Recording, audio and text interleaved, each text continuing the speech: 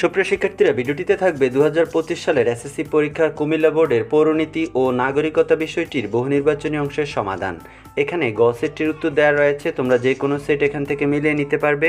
গ সেটটিতে প্রথম প্রশ্নটি করা হয়েছে 1972 সালে খসড়া সংবিধান গণপরিষদে উত্থাপিত হয় কত তারিখে?